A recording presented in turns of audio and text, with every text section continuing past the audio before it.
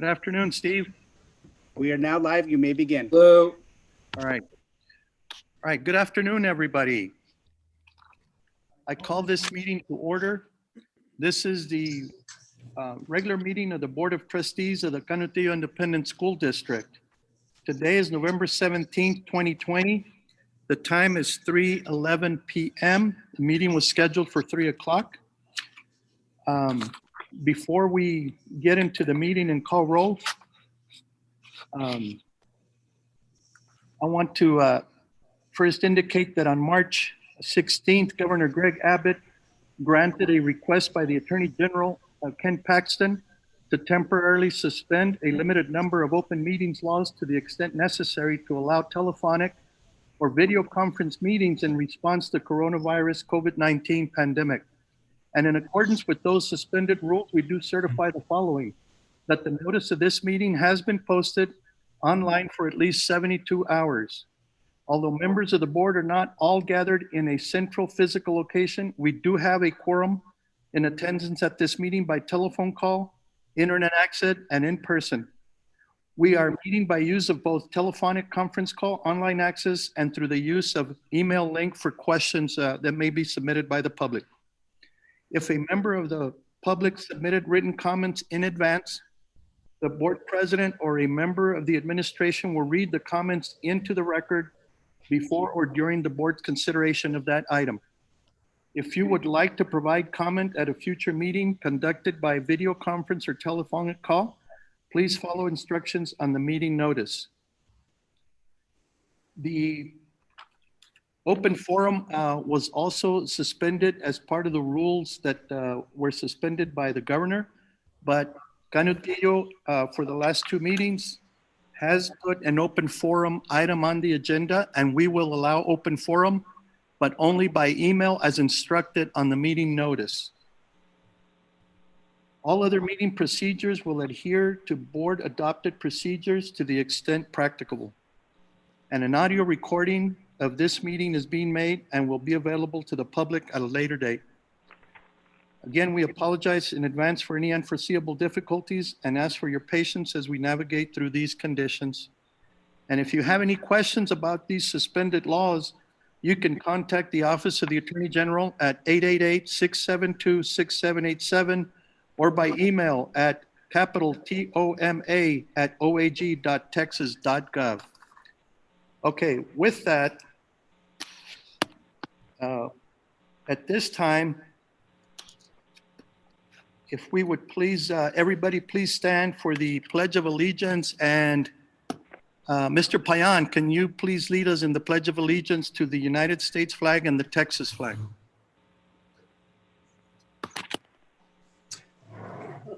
I pledge allegiance to the flag of the United States of America and to the republic for which it stands, one nation, under God, indivisible, with liberty and justice for all. Now the Texas flag.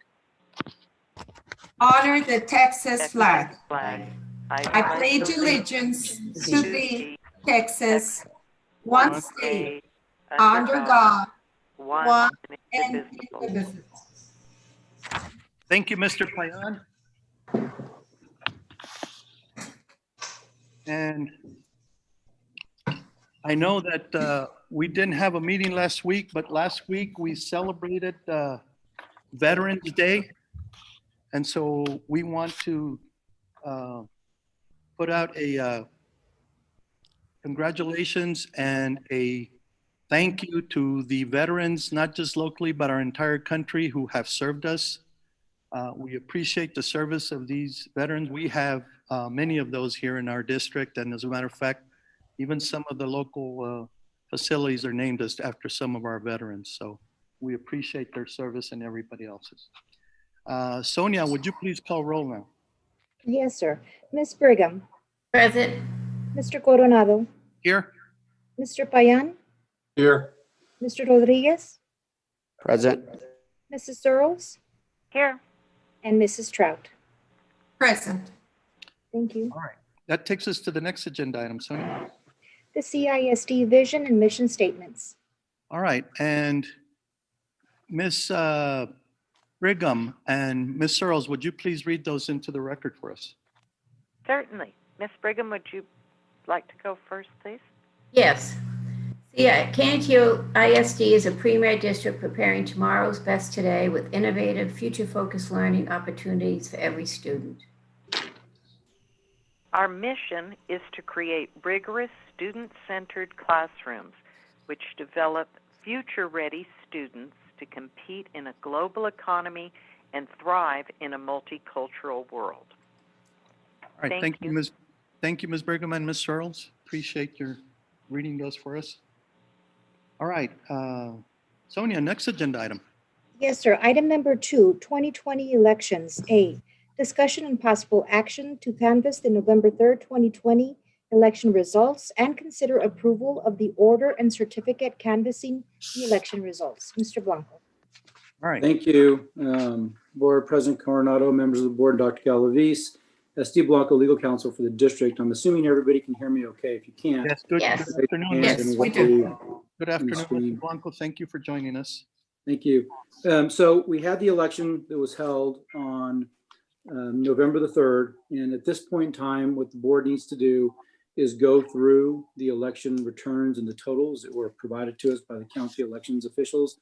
And we've got 2 items. One is an order that I'll cover right now that will canvass, is the official word for accepting and reviewing the tabulated votes for the election.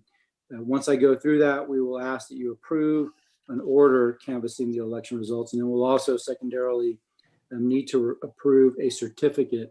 It's a verification that this meeting was held, that the election returns were read, that you approved an order, and that the board accepts those returns.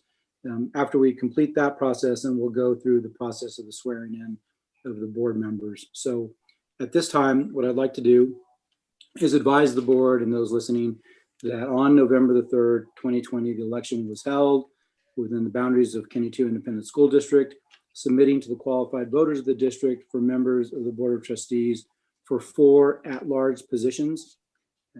The election was conducted and held by the county elections administrator, who has made the returns of the results available to and provided them to the district, and the returns have been delivered to the Board of Trustees. At this point in time, in a duly called public meeting, I will go over the election results. It is returned by the county elections administrator the following vote totals for 4 at-large positions. The first candidate was Raymond Medlock, who received 2,027 votes. The second candidate was Sergio Coronado, who received 4,598 votes. The third candidate was Amber Whitley, who received 2,768 votes. The fourth candidate was Patricia Patsy Mendoza, who received 5,195 votes. The fifth candidate was Armando Mondo Rodriguez, who received 4,247 votes. The sixth candidate was Alfonso Al Flores Jr., who received 3,053 votes. The seventh candidate was Annette Brigham, who received 3,566 votes. And the eighth candidate was Blanca Trout, who received 3,766 votes. And based on the returns of the votes and the calculated totals, the following 4 individuals were elected to the Board of Trustees. Patricia Patsy Mendoza with 5,195 votes. Congratulations, Ms. Mendoza. Sergio Coronado with 4,598 votes. Congratulations, Mr. Coronado. Armando Mondo Rodriguez was 4,247 votes. Congratulations, Mr. Rodriguez. And Blanca Trout with 3,766 votes. Congratulations, Ms. Trout. And those 4 individuals will fill the 4 at-large positions. So at this time, what I'd like to do is announce that as a result of the election and in conformity with the law, that the Board of Trustees please declare the following persons to have received the highest numbers of votes for the 4 at-large positions and declare these individuals elected as members of this Board of Trustees. Sergio Coronado, Patricia Patsy Mendoza, Armando Mondo Rodriguez, and Blanca Trout. That is the order in which they appear in the order canvassing the results. What we need at this time is a motion from one of the trustees to approve the order and those election returns that I just. I read. move. Move to approve. motion to approve move- the motion. Okay, who spoke up first? I couldn't. hear. Blanca. Probably was Blanca. Blanca. Right. Thank you, I Ms. second Trout. it. Thank you, Ms. Trout and Ms. Brigham. We have a motion before the board on this agenda item with respect to the order canvassing the results of the general trustees election that was held 3rd, 2020, as read by counsel for the district with respect to the candidates that received the highest number of the votes for the 4 at-large positions.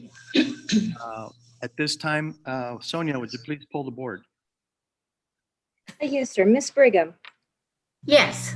Mr. Coronado, Yes. Mr. Payan, Yes. Mr. Rodriguez, Yes.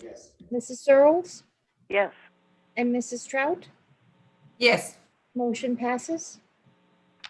All right. Okay, thank you. There's one more matter that we need to cover. As I said when I started, we also need to approve the certificate of the order canvassing the election results. This is a required document that we file locally with the school board.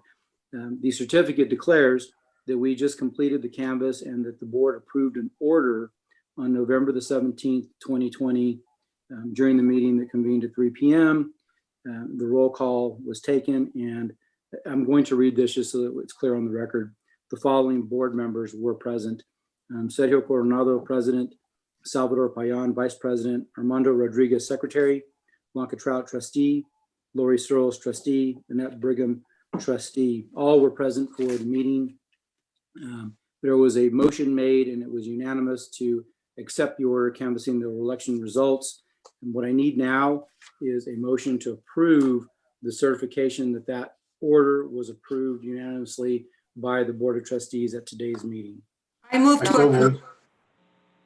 I move to approve. All right, we have a motion from Ms. Trout. Do I hear a second?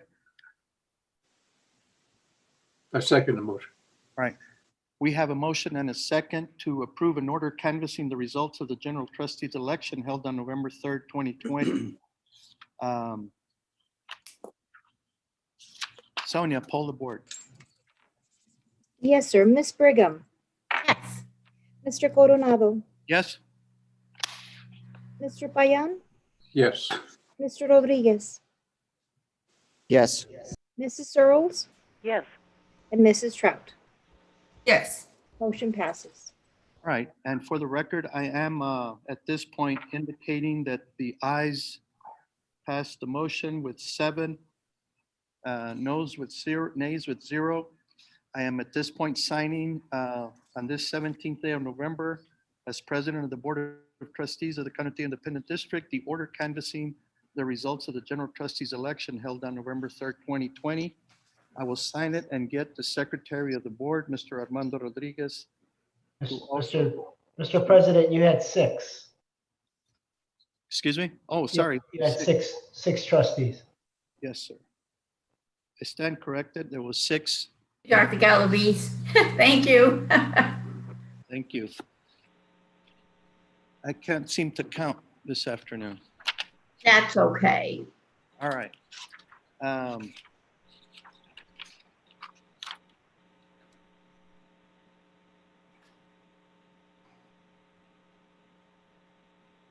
will pass this order and the order canvassing the results to Mr. Rodriguez, the secretary of the board, at this time to countersign.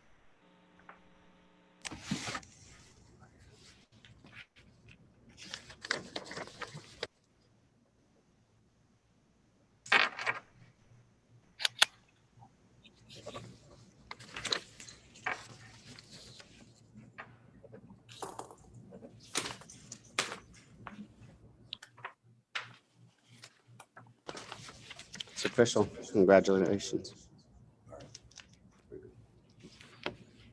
All right, they have the document and the certificate, the order have been signed.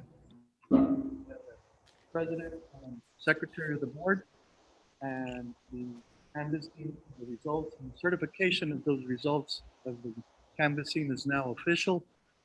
congratulations to the candidates who won in the election of the Board of Trustees. At this time then, we will move on to agenda item 2B. Is that correct, Council?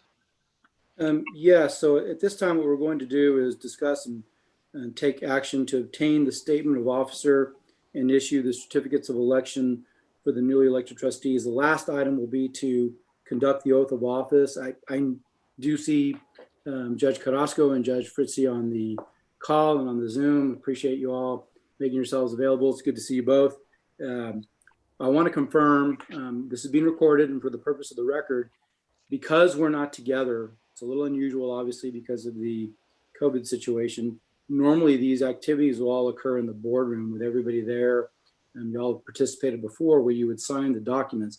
I'm going to need an affirmation from each one of the elected members of the Board of Trustees to state, for the purpose of the call, that they have completed the statement of officer. It's the form that was provided to each of them by the school district. It is a requirement that the statement of the officer be completed before an oath can be taken. It's a legal requirement, and it is essentially saying in the statement of the officer that you solemnly swear and affirm that you've not directly or indirectly paid, offered, promised to pay, contributed, or promised to contribute any money or thing of value, or promised any public office or employment for the giving or withholding of a vote at the election at which you were elected, or as a reward to secure your appointment or confirmation, whichever the case may be, so help you God. It is a sworn statement, but it's not required to be administered as an oath. The oath will come last from the judges. So I just would take you all one at a time. If you could affirm for the purpose of the record that you have in fact signed under oath and the penalty of perjury your statement of officer. Mr. Coronado, have you done that? I have. Do we need a motion in this, Steve? No, I'm going to go through it one at a time. No, there won't be at the end of the oath, we'll take it up. Ms. Mendoza, have you completed the statement of officer? I have, sir. Thank you. Mr. Rodriguez, have you completed the statement of officer? Yes, I have. I can't hear. Mr. Rodriguez? Yes, I have. Okay, thank you. And Ms. Trout, have you completed the statement of officer? Yes, I did. Okay, thank you. The next item to move forward with the election is for President Coronado to advise on the record that he is going to issue. He can sign these. Actually, Mr. Payan, as vice president, will sign Mr. Coronado's, but these will be issued to each of the elected trustees. Again, we normally do this in person, where the president signs them and then hands them to you as a formality of the election process. But because we're not all together, I would ask first, Mr. Payan, if you have had the opportunity to review and sign the certificate of election that will be issued to Mr. Coronado. To be honest, I haven't. I would not sent any. You did not receive that from Ms. Gomez? Okay. I did not, sir. I apologize. I can send it right now. Is Mr. Rodriguez there present with you, Sergio? Yes, he is. Okay, he can do it. I'm sorry about that, Mr. Payan. We had that set up for you, but that's okay. We just need to have an officer do it. If Mr. Rodriguez can certify that he will sign off on the certificate of election for Mr. Coronado, then we can handle Mr. Coronado's that way. Okay. Mr. Rodriguez, can you verify that you will sign off on that certificate of election? Yes. I'm Thank handing you. it to him right now. Thank you. Just On yours? yes, but Okay. I need to. You need to scratch Yeah. it out.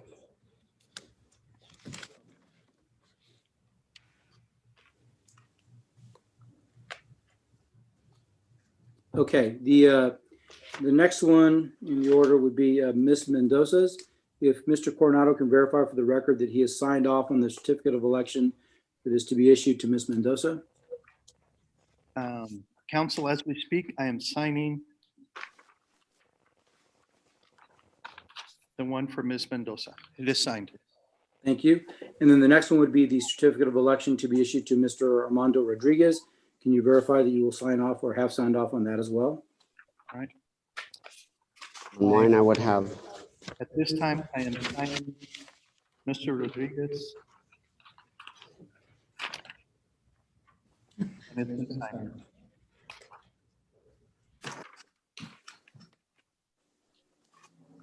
Okay, and then one more, if President Coronado, if you will verify that you will sign off on or have signed off on the certificate of election that will be issued to Ms. Trout. I have at this time signed Ms. Trout's verification.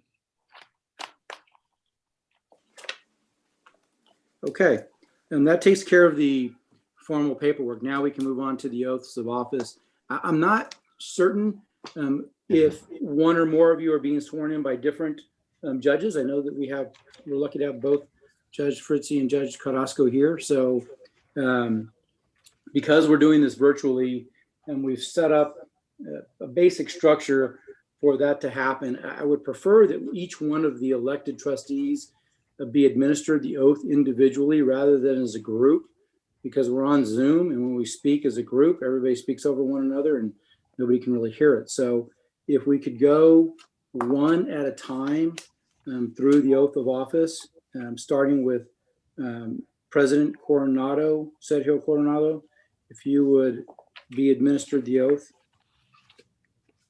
Okay, and it is again a pleasure to be administering this oath. And Mr. Coronado, you've already got your right hand up, which I was going to ask that you do. Thank you, Your Please, Honor. Thank you, Your Honor, for agreeing to do this for us. Okay, and please recite after me.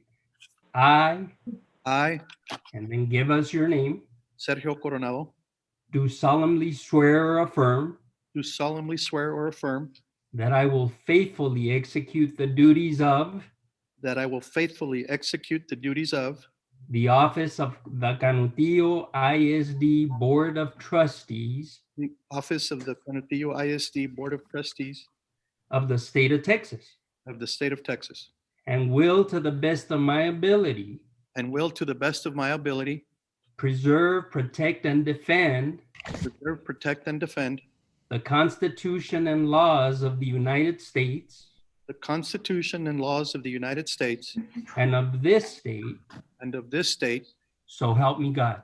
so help me God. Thank you, Mr. Coronado. Okay, thank you, Judge Carrasco. Now the next would be Miss Mendoza, Patsy Mendoza, if you would take the oath now, please. Ms. Mendoza, again, it is a privilege and an honor for me to be acting on behalf of my alma mater, Canutillo Proud Eagles.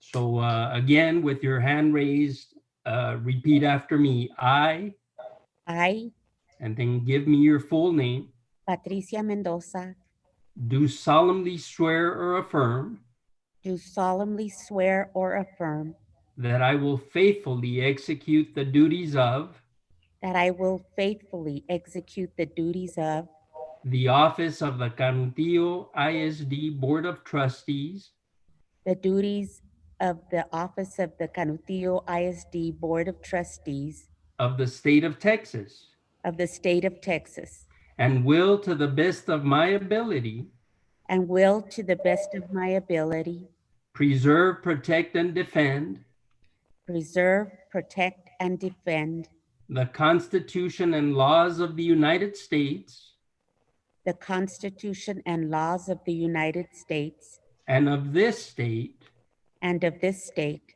so help me God. so help me God. Thank And you, Judge. congratulations. You may put your hand up. Thank you, Judge Carrasco. Next, we would have Mr. Rodriguez be administered the oath. I believe Ms. Fritzie's giving him the oath. Good evening. Such a pleasure to be able to do this because I was once in their shoes sitting on the board. So it's a really honor to be able to do this for my community and for you all as well. So Mr. Rodriguez, we'll start if you want to raise your right hand. I, I, Armando Rodriguez, do solemnly swear or affirm do solemnly swear or affirm that I will faithfully that I will faithfully execute execute the duties of the office the duties of the office of the Canopio Independent School District of Trustees of the Canotio Independent School District's Board of Trustees and the state of Texas, and the state of Texas, and will, to the best of my ability, and will, to the best of my ability, preserve, preserve, protect, protect, defend and defend the Constitution the Constitution and the laws of the United States and the laws of the United States and of this state, and of this state. so help me God. So help me God. Thank you. And now, Ms. Trout, if Judge Fritzie, if you will administer the oath to Ms. Trout. Thank you.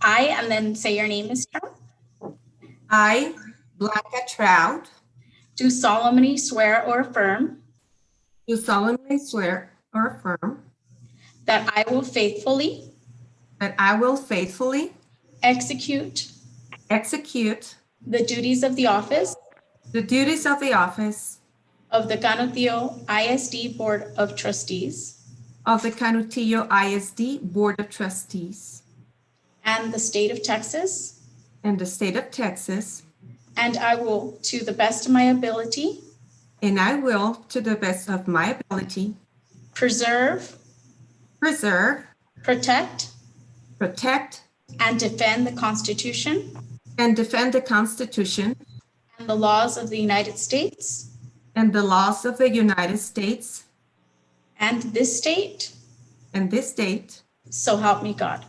so help me God. Thank you. Thank you. Thank you, Judge Fritzie and Judge Carrasco. We very much appreciate you all being here. I don't know if Mr. Coronado has anything that he would like to add. Yes, I would. I'd really like to thank both Judge Carrasco and Judge Fritzie. You're on mute, sir. Let me unmute myself, sorry. Yes, I do. I have something, counsel. Thank you for guiding us through this, councilman. I really want to give our sincere thanks and appreciation to Judge Carrasco and Judge Fritzie, two of our own Canutillo citizens. And we certainly appreciate your being here to administer this solemn oath.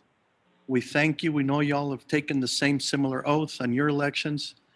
We want to thank you, your continued support of this community and of this district. And from the bottom of my heart and on behalf of the Board of Trustees of the Canutillo Independent School District, the administration, the staff, and particularly the teachers and students of this district, we thank you very much for all that you both have done and the example that you set for our students in this district. We thank you so very, very much. Two of the finest judges that I know, and certainly we appreciate you both, and the community does too. Thank you.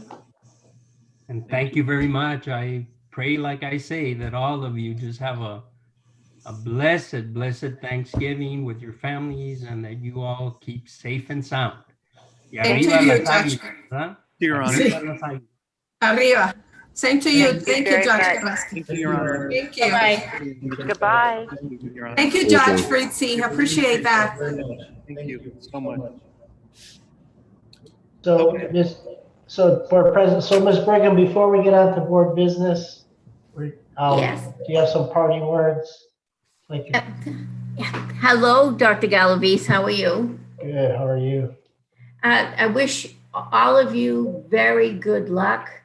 I know that we're in the middle of this pandemic, and I know that it takes a lot of grit to get through every day, knowing what our teachers and kids are going through. I see it every day with my grandkids. So I wish you nothing but the very best, and for you to all be successful in making Canutillo the best place it can be. This is a place where I chose to live and where I chose to retire. So I have a vested interest to see the best of Canutillo in the future. So I want to thank you all, and I wish you all well.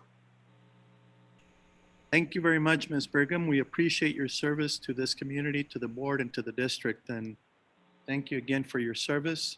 I believe we do have a commemoration of your service that we will deliver to you sometime in the near future.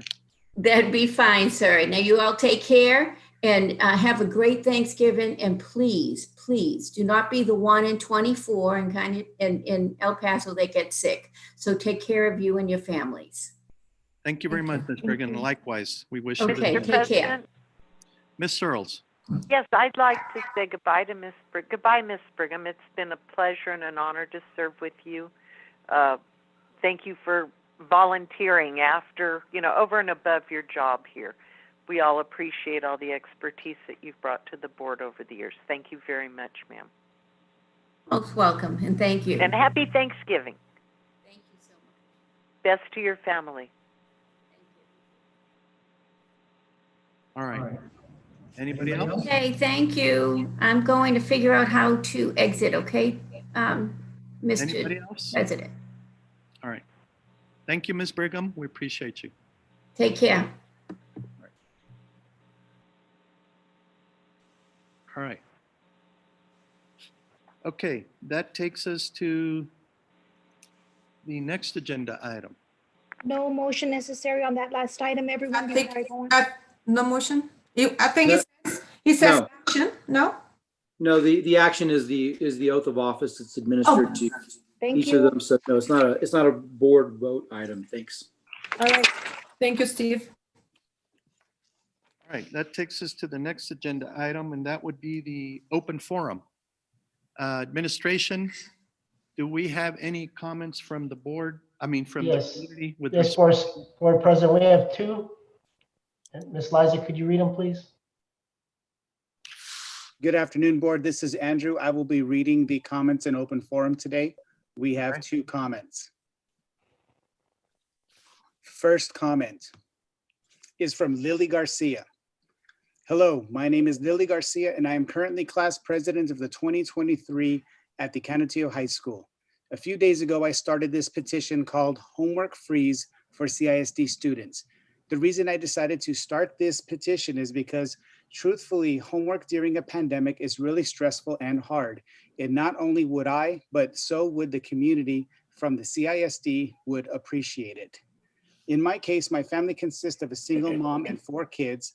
My brother has ADHD, anxiety, and a few other mental disorders. And it's a really stressful situation when my mom has to come in and make sure he's doing his work. Sometimes he can't even stay still because he says it's too much work and won't manage to finish his homework, which leads to him failing his classes.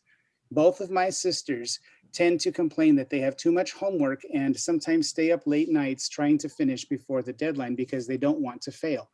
There's been times where one of my sisters comes to me for help because she struggles to comprehend a few things, and it's hard on me too because I have my own things to worry about and I can't be on top of her 24/7. There's also been times where I catch my little sister crying over how much homework she has and she stresses out. As any other student, I would want to reach out to someone to help, but my mom doesn't comprehend much English, so we can't really go to her for help, and it stresses her out because she can't help us. Some students will still have the help of parents, but it's stressful to parents too. Everyone has a different story when we come together as to why we would want this homework freeze as a community, and I want you to understand, and I hope you can understand that this would be a massive help for not only students, but for parents also. The petition states, I remember thinking back as to how the students from EPISD, El Paso Independent School District, has had the luxury of being put on homework freeze. Since this pandemic started, which is intended to reduce limited screen time for students and unnecessary stress during the pandemic. The freeze does not apply to advanced placement, AP, dual credit, and international baccalaureate courses. Students who request additional work or want extensions or enrichment activities can receive additional work, but it won't be counted toward a degree. As class president of 2023 from the Canutillo High School, I think this would be a good idea for it to also apply to the students of the CISD, Canutillo Independent School District. Us as students have been struggling so much, and it would be nice to put this homework freeze into action to also reduce the unnecessary stress we receive as students. By the community that cooperates with the CISD, by signing this petition, it would help us encourage this homework freeze. If I can get a minimum of 1,000 signatures, this would be presented to the CISD school board, and I will try my absolute best to make this happen. I am proud to say that I received over 1,000 signatures within less than 24 hours when this petition was posted. Currently, as of today, there are over 1,500 signatures. These signatures are attached to this email, and I would be glad if you can check out these comments. Please note, these are not all of the comments from the petition. These are the comments that I thought were personally very important to me to prove my case as to why this homework freeze should be put into action. The ones highlighted in the yellow are the ones I would really like you to go over, and the ones in pink are comments from parents that I really want you to go over as well. You can check out the rest of the comments if you'd like here, and the same check out at the same time check out the petition. I have also attached a few videos, one high school, one middle school, and one elementary school student. They all got asked, what do you think about the petition for a homework freeze at CISD? And these were their responses. I really hope you take this into consideration. Thank you for your time. All right. We thank Ms. Garcia for her comment on open forum. And I would ask that if those comments that she listed be printed out and given to the board and administration. We'll put them in Thursday packet. Yes, sir. Thank you, Next, Dr. Delavis. next open forum. Okay, comment number 2 from Mr. Jesus Ramos. Good evening, board members. This is not my personal nomination, but I will serve as a spokesperson for the community of Canutillo. It is the community's recommendation, and we plead for the Board of Trustees to take it into consideration as they vote tonight. We make the recommendation for Armando Rodriguez to be elected as president, Blanca Trout to be elected as vice president, and Patsy Mendoza to be elected as secretary. We wish to congratulate all newly elected board members and thank the Honorable Stephanie Fritzy for joining us tonight. We look forward to working with you all as we strive to make Canutillo better every day. All right. Thank you, Mr. Ramos, for your comments. Anybody else? Those were the only 2 comments received at this time. Okay, then that takes care of this agenda item for open forum. Then we go on to the next agenda item. Sonia. Yes, sir. That'll be item number 4, Board of Trustee business. A, discussion and possible action to elect new board officers. Number 1, President.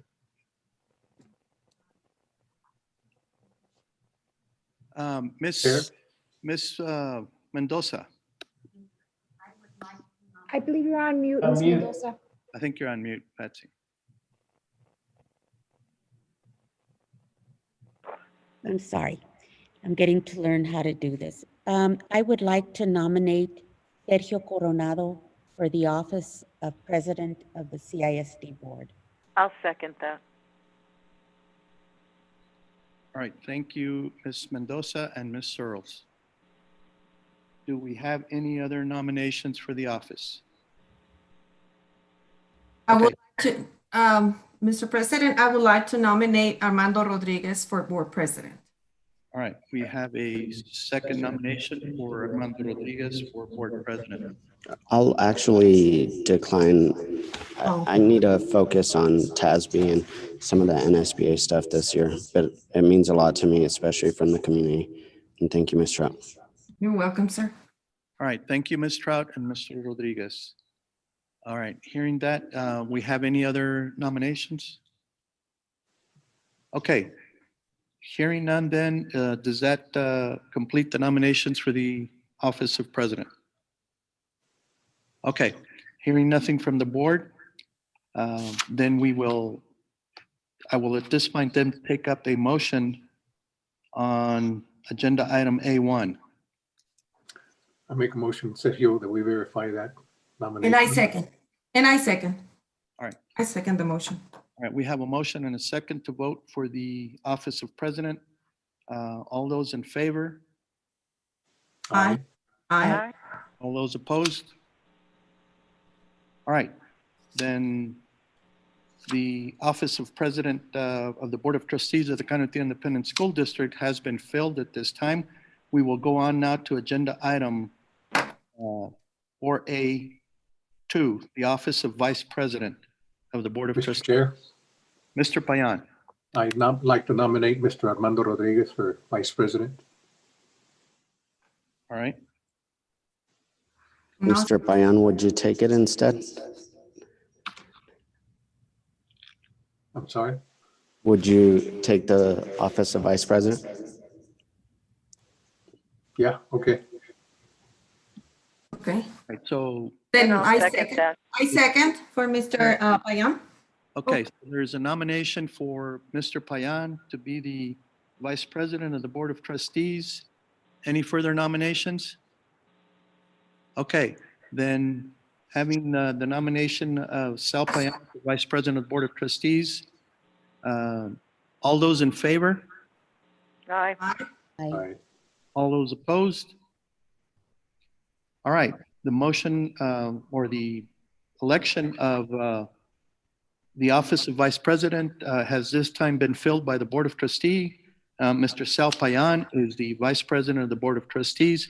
Congratulations, Mr. Payan. Thank you. All right, and that takes us to agenda item 4A3. I'd like to nominate Patsy Mendoza for the secretary of the board. I second. All right, we have a nomination for Patsy Mendoza to serve as secretary of the Board of Trustees. Do I hear any other nominations? All right, hearing none at this time, then we will vote for the election of secretary for Patsy Mendoza. All those in favor? Aye. All those opposed? All right, the ayes have it, and the duly elected secretary of the Board of Trustees is Ms. Patsy Mendoza. Congratulations, Ms. Mendoza. Thank you.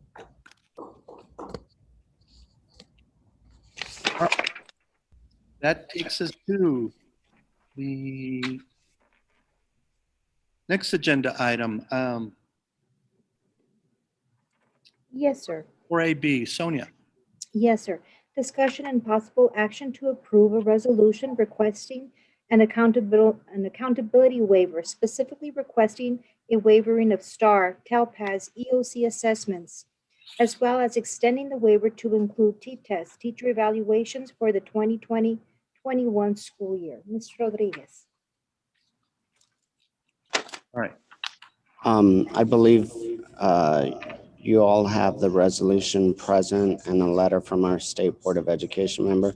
I would just, if there's no questions, I would ask, or I would make a motion to approve the current resolution as drafted by administration. And I second your motion, Mr. Rodriguez. All right, we have a motion and addenda on this, and a second on this agenda item. Do we have any comments from the board? Yes, sir. I'd like to ask a question. Yes, Ms. Searles. Dr. Galavis, how do you feel about this? I'm ambivalent, and the reason why, because we just spent millions of dollars with computers and laptops and connectivity. So there, I think Mr. Rodriguez and myself were discussing this agenda item.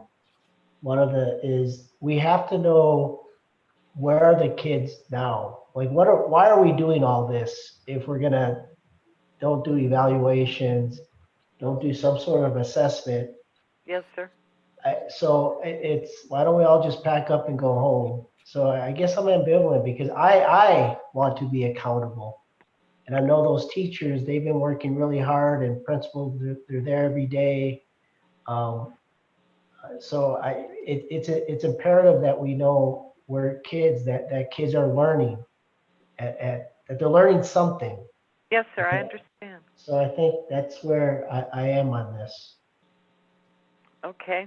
Well, I think that we should back up our administration. They know what's best for our students. They've done a very good job carrying us this far. I'd like to stand with Dr. Galavis and the administration on this. So just FYI, board, tomorrow we have DAC. So I'll be bringing this to DAC, the District Advisory Committee. Oh, good. Just to have some input. Like I said, I just feel there should be something to hold at least me accountable that learning is going on. All right. Any comment from the board? Mr. Chair, can you elaborate a little bit more on that resolution? I'll elaborate a little bit more. I believe there needs to be some type of assessment, and we need to look so we could benchmark. But my biggest concern in regards to the federal standards that are required by the state, we actually requested this to be waived last year, and so what we're doing is requesting it again to be waived this year. And this is also goes through the A through F rating and some of the other stuff, which our district could be hindered if we were to follow the same accountability standards. I think we need to look at a way to assess our kids, but we shouldn't be hurt if we're not able to meet those expectations because of the current pandemic.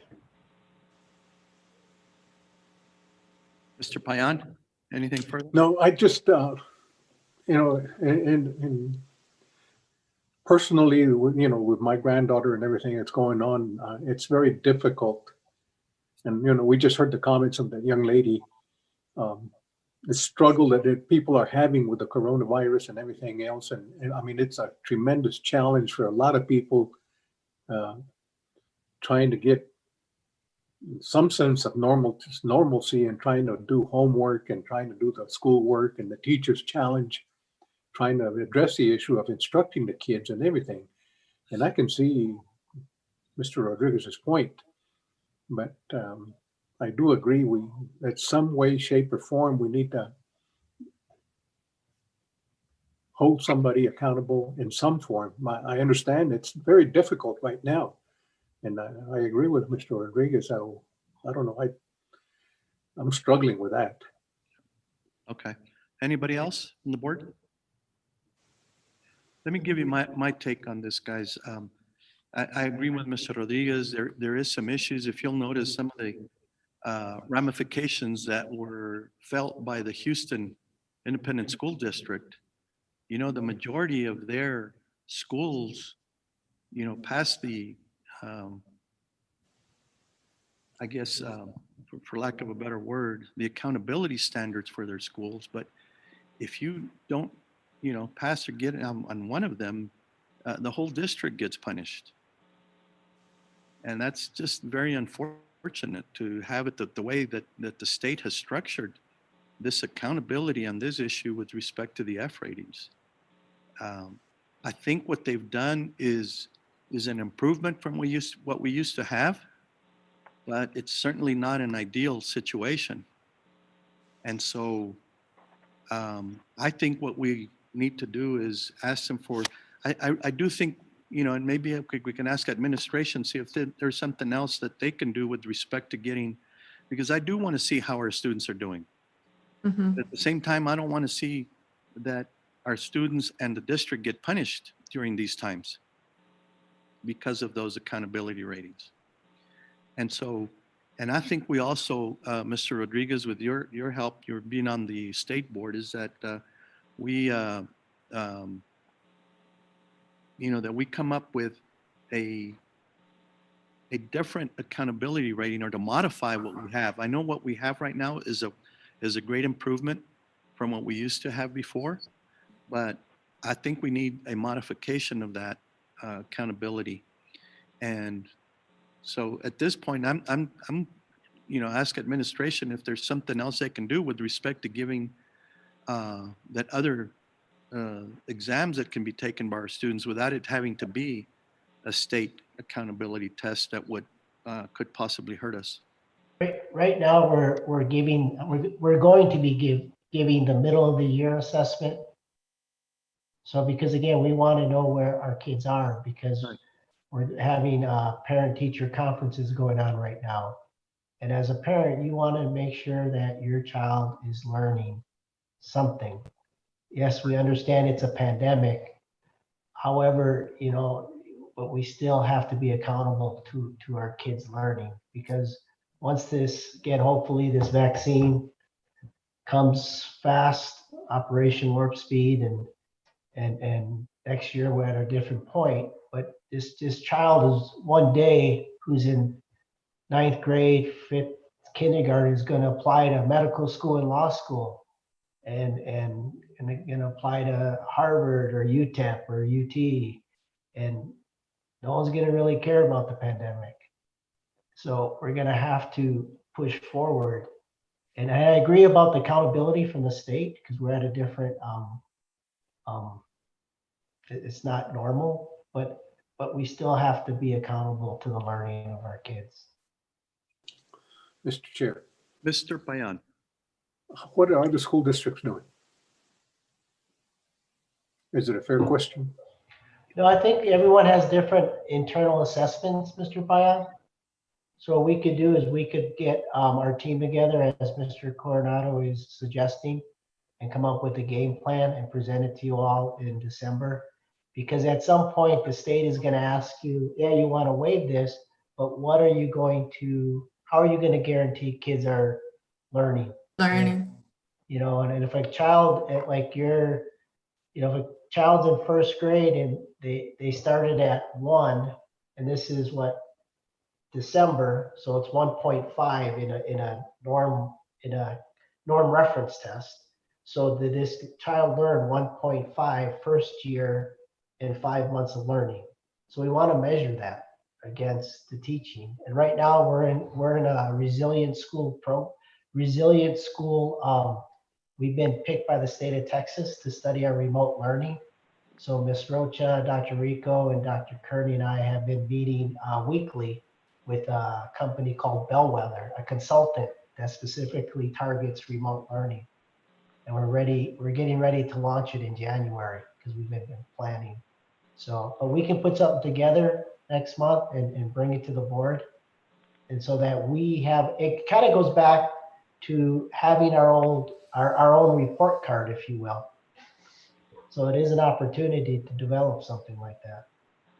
Yeah, I know it's another task for administration under these trying circumstances, but I do feel that administration should try to come up with something like that, and something as rigorous as what the state standard accountability tests are, because we want to try and be but I just don't want the same, and just because we pass this doesn't mean it's going to get done, guys. It still has to be approved, obviously, by the state.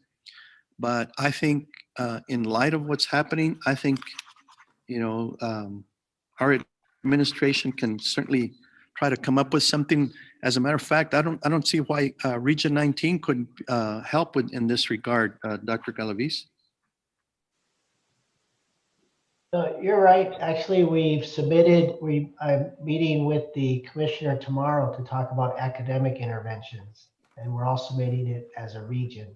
Mm-hmm. But that's another great point about what are we as an El Paso region doing to assess our kids. Yeah, and I think if we do that, the resources might be pulled together without having to, us as a smaller the districts in the region, maybe do a collaboration of an assessment rather than have to each district do them. I don't know. But that would be my suggestion. So, Mr. Coronado? Ms. Searles. Do we maybe postpone this until next month and let them come back to us in a Thursday packet with maybe an alternative to, we're not good with this, but we could sure do that, give a solution instead of just, we're not going to do that. We'd like not to be checked or be evaluated this year, but to, take the second step in, but we've come up with our own plan. Well, Ms. Searles, here it is. I apologize, Ms. Searles. The only reason for that is that I think the state needs to make a decision here pretty soon whether that's going to happen or not. So I think this is our one shot. One shot at our voice at voice from our district, in respect to that. So What have the other districts done? Did we hear that? Well, the other districts, I mean, right now in December, we have all our retesters. So we have all our seniors that are struggling with the STAR test in the state. And this is where, you know, again, we're going to talk on both sides is this is, you know, because they expect all these retesters to come into our schools and take this test, you know, and they expect them to pass. All right. I Mr. think, Rodriguez, you had something? yeah, I think we're looking at two different issues here. We're looking at the micro level on how to do it, and I don't want to get into that. I think the superintendent has the credentials and the capabilities of looking at different systems to assess our kids. And as you can tell, he's already doing that if he was going to do it in the 6 months program. I mean, over the mid-year that he was going to assess, but I'm sure in the future he's going to look at different assessments. This is pretty much in regards to what the state is requiring us from the federal government and pretty much telling our voice. We've passed this resolution several times before similar to it, and it actually deals with the high stakes testing. And I don't know if many of us have forgotten, but the issues that we had with high stakes testing here in our district as well as our region in regards to the manipulation of data. And like any research that was done within that said, if you had a one indicator system, more than likely you're going to hype that indicator in regards to how Enron hyped their accounting indicators. So for us as a board is to allow administration to develop different ways to assess. So that way we're not just focused on one assessment. And that's been the discussion we've had in the past. There's different, I believe there's a national assessment, the NAEP. Am I correct in saying that? And there's some, Yes.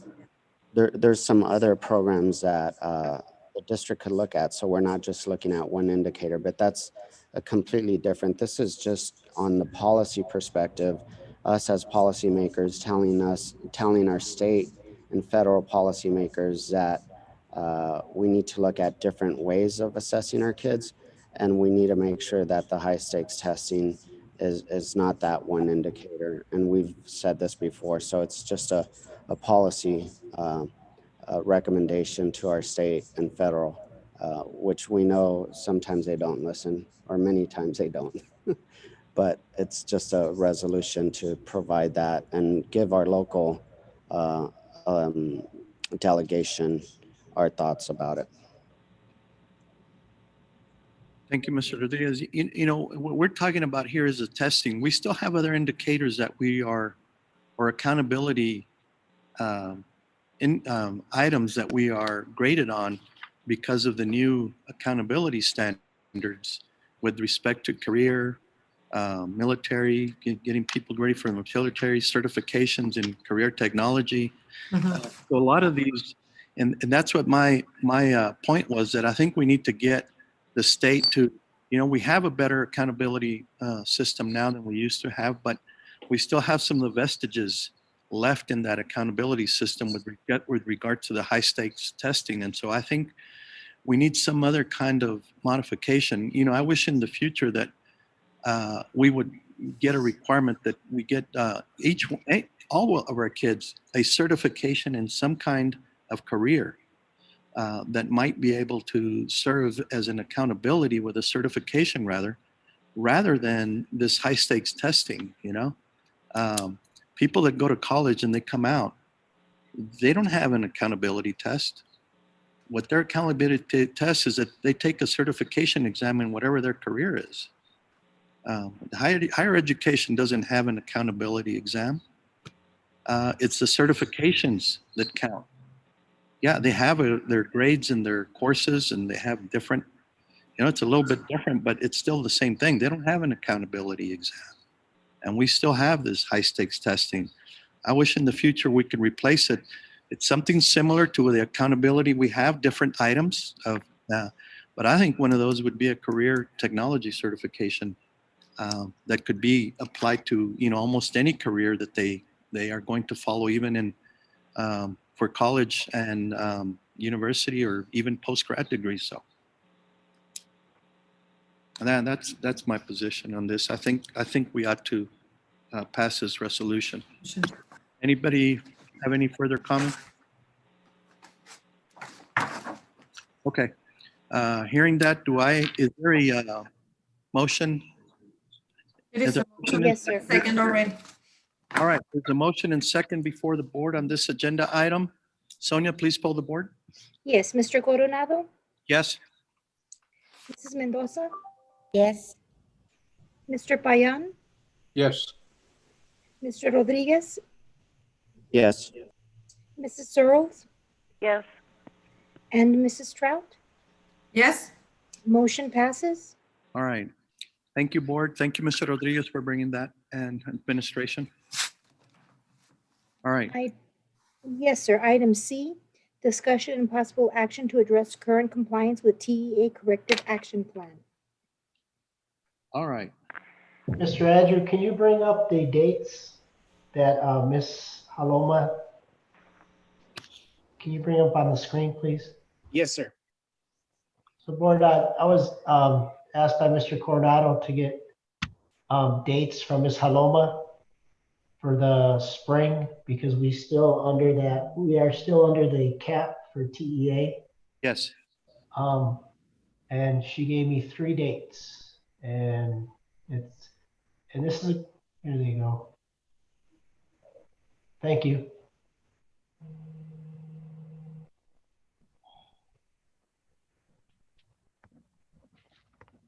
And March 12th. And again, this is still pending COVID because, but Right. These are the dates that she sent.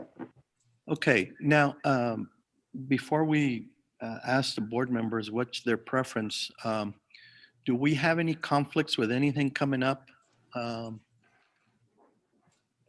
those dates? Or do Mr. Rodriguez, do you know of any coming up since you're on the boards of the TASB and So March 5th and 6th, I would recommend, that's a TASB Winter Governance Seminar.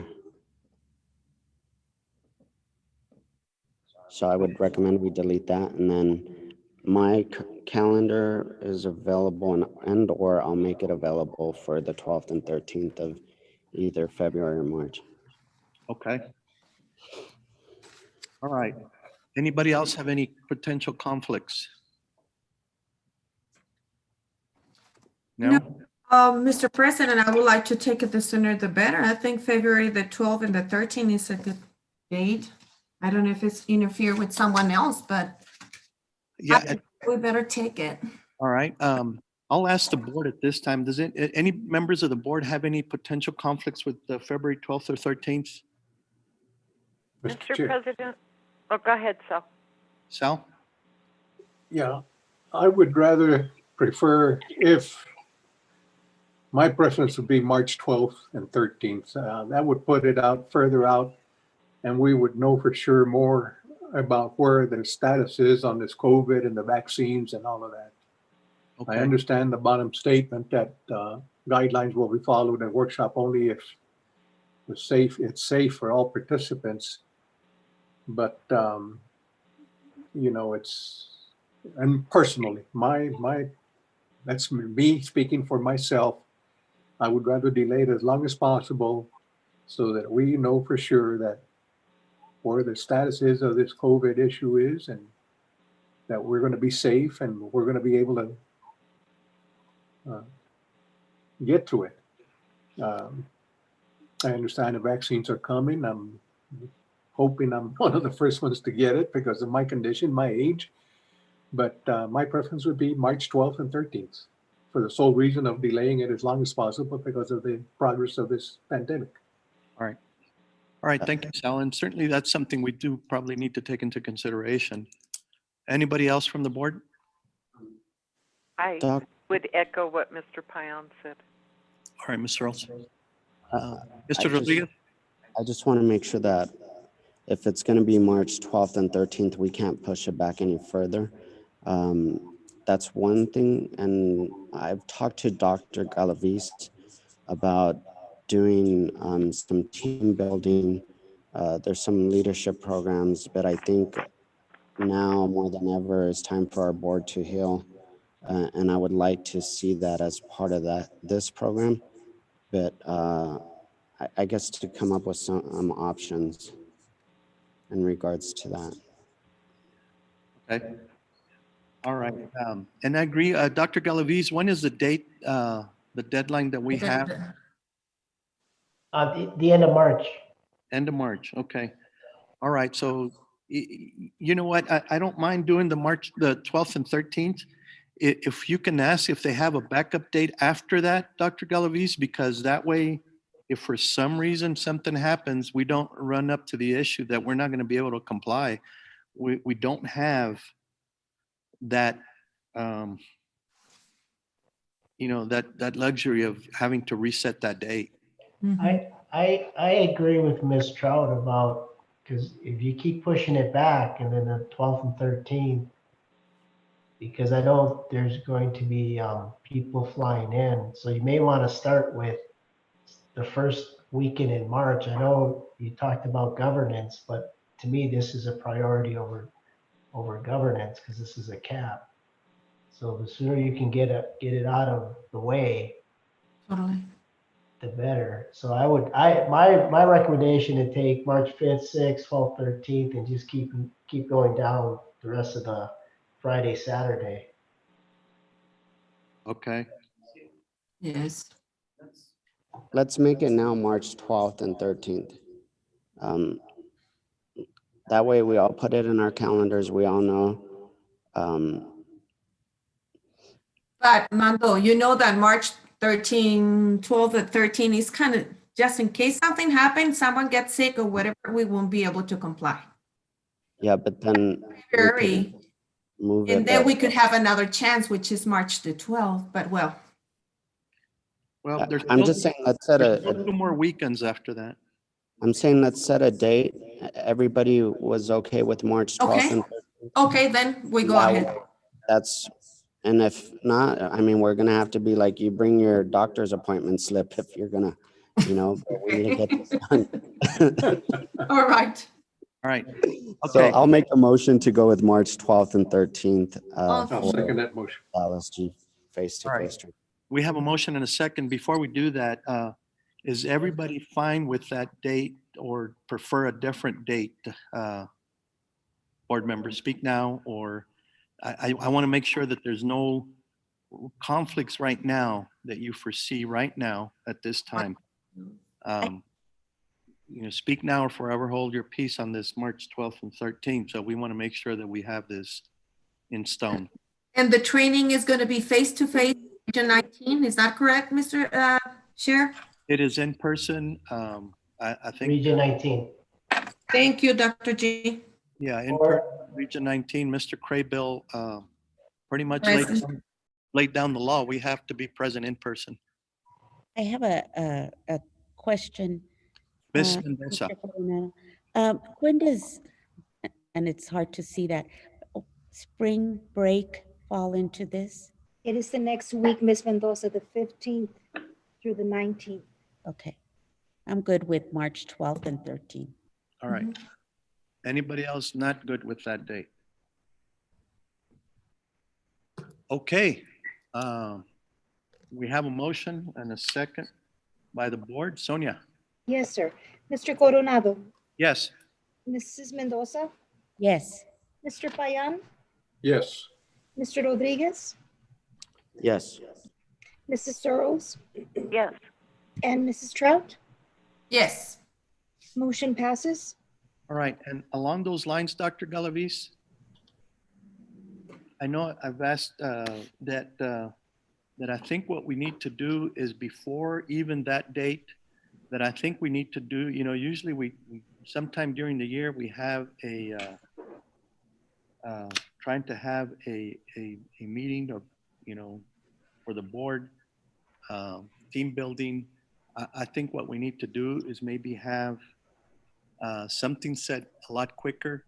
I think, Ms. Mendoza has been on the board before, but I think we need to get something recent to do, a little more, get her up to date on what the more recents are. Everybody, I think, needs to take intro to the education code or review of the education code. So if we could do that and schedule a team building as soon as possible, Dr. Galaviz, and get administration, and I will get with the board officers so that we can do, and anybody's welcome to do that. I think we should have an overview. Anybody who wants to attend, you know, as newly, even though we've been on the board before, newly elected board members have some requirements. I took some of those requirements last week on the 5th and 6th, but I think what we need to do is have something with respect to the education code, and then also have a team building soon thereafter. Yes, Mr. Chair, what we'll do is we'll research, and I'll, if the board's, if it's okay, I'll talk to Mr. Rodriguez, because I know he mentioned, unless you want to elaborate, I know it's not on the agenda, but I can talk to you about some of the training that you just mentioned that talked about forward healing and unity. That goes along with the LSG training. It doesn't mean that the LSG training is only about those 2 days, really. No, he was talking about other training. Yes. Team building. Leadership ISD, you mean? Yes. The leadership. I just recently went through a program, Presidential Academy through Leadership ISD, and I believe that's one of the fits that could do. I know there's been discussion. One is team building, equity, race. There's a lot of good stuff that they brought up, and I think those are some of the discussions we need to have moving forward. So I think that would be ideal to have one of those before we go even to the LSG training.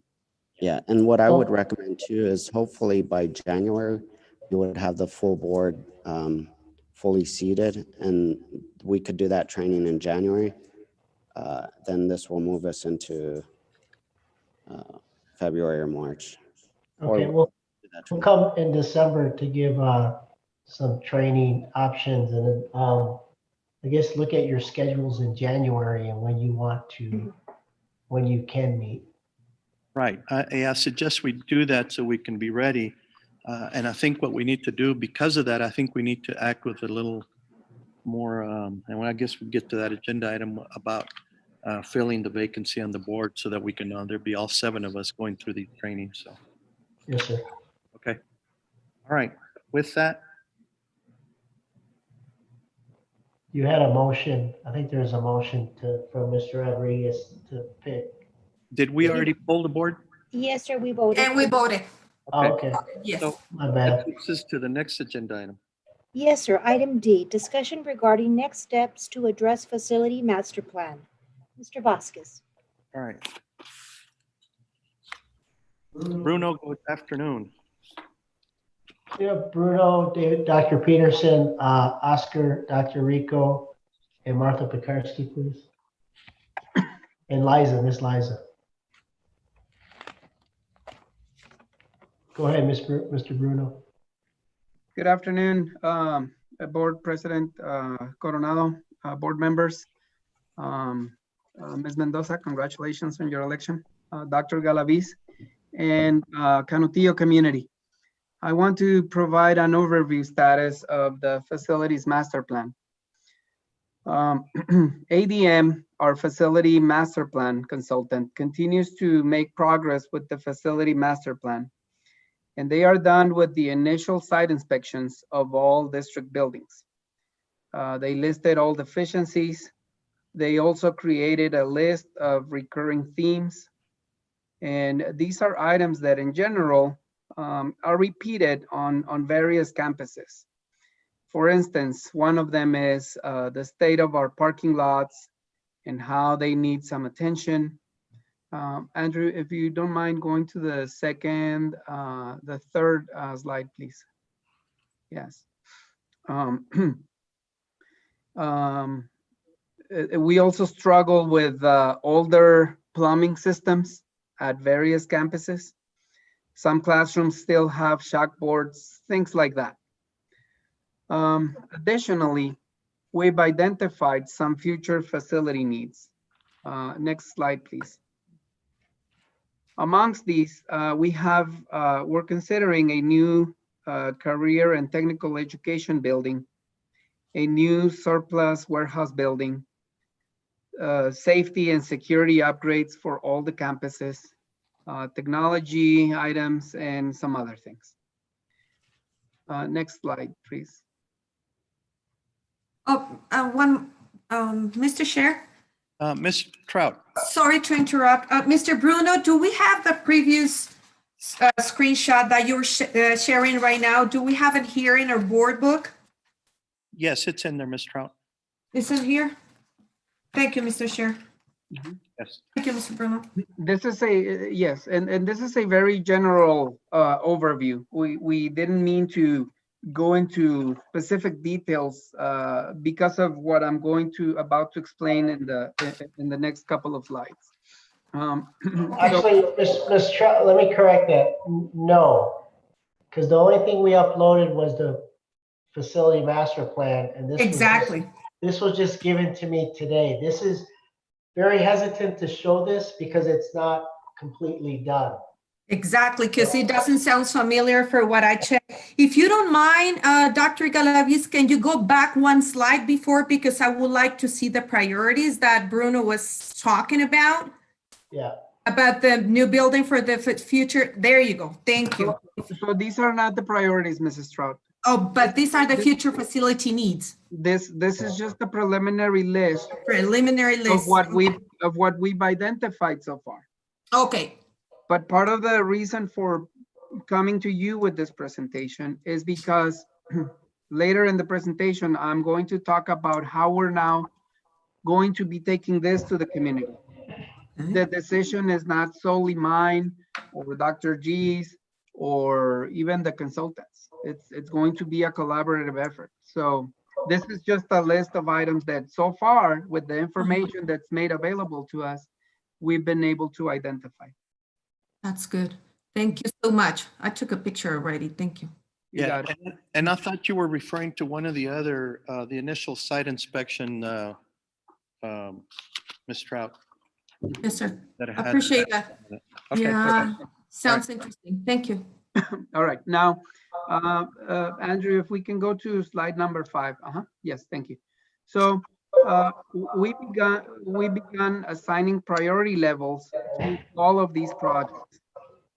I'm sorry, there's some echo in the background. Okay, there we go. We've assigned priority levels to these projects based on the same system that we follow here in the facilities department. The first level of priority always deals with health and safety. The health, safety, and welfare of our students and staff take priority. The second priority addresses educational adequacy. My department spends most of our time in these two categories. The third level of priority is with administrative staff requests, and the fourth one deals with aesthetics. I'm fortunate to have a great team behind me doing their best to help the district keep up with these broad spectrum of requirements. Now, prioritizing for us doesn't mean that we are ignoring anything. It just means that we get to some things first. Now, can we go to the next slide, please? Oh, I'm sorry. Let's stay on the previous one. I'm sorry. Along with this work, our consultants have already begun estimating probable costs to these projects. We're presently looking at close to $120 million estimated to address deficiencies in existing infrastructure, and an additional $53 million to bring in new projects. But again, this is a very general overview of where we stand with the process. Most importantly right now, is for us to let you know that we are almost ready to begin presenting this information with greater detail to the community.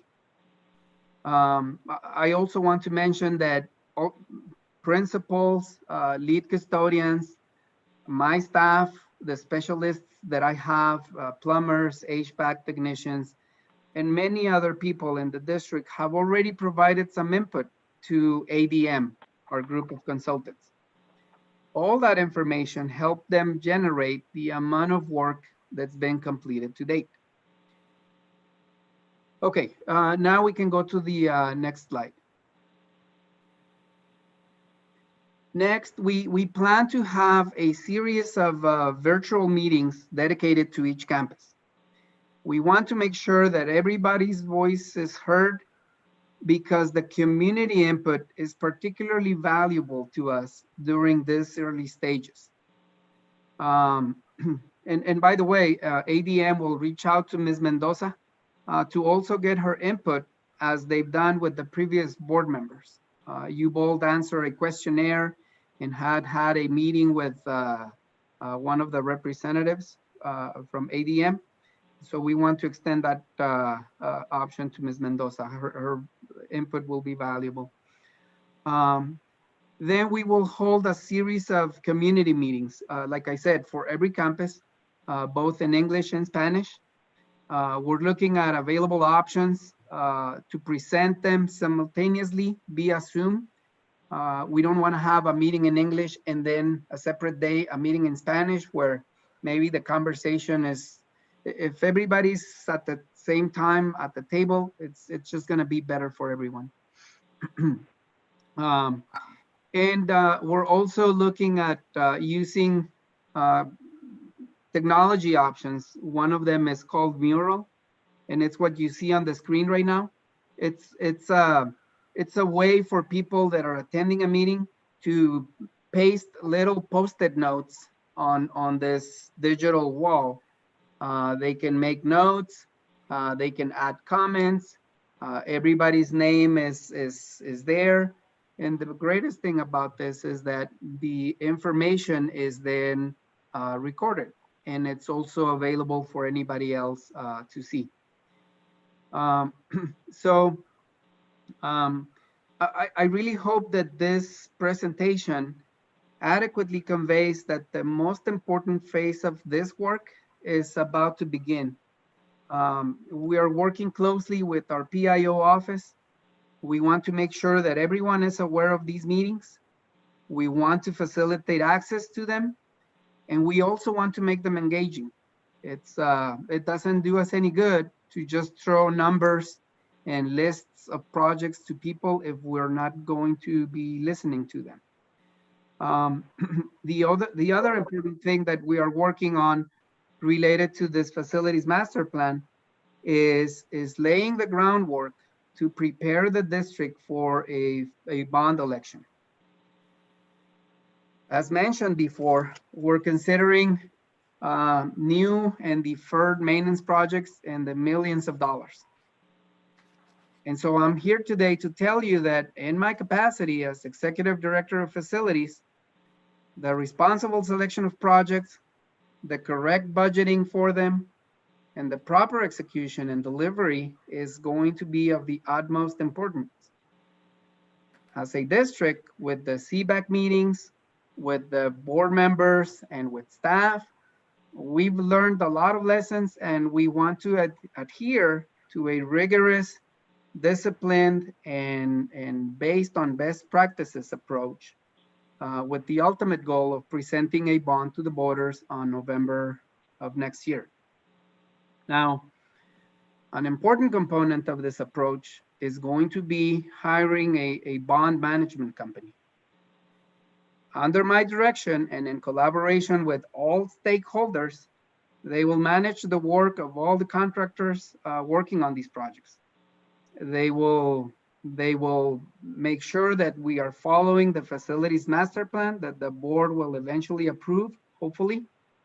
They will manage and coordinate the board approved projects, very importantly, by keeping budgets, schedules, and the scope of work under control.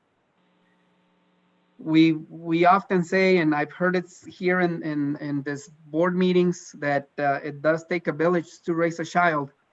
Well, this is going to apply for this complex process. It's going to take the entire Canutillo community to build the infrastructure that we need, but also the infrastructure and the campuses that our students deserve. We're going to need everybody's participation and involvement in this process. And we are looking forward to continue this department's collaborative approach in bringing these projects to fruition. Dr. Peterson with ADM, is there anything else that you'd like to add, or Dr. Galaviz? No, I just want to say thank you to everybody. This is a critical time, as Bruno said. Community involvement and buy-in and support is crucial because this is their investment in their community. So it's got to make sure that people prioritize what's important, and then I think everyone is committed to listening to that and then bringing the final results once those community meetings are finalized. Mm-hmm.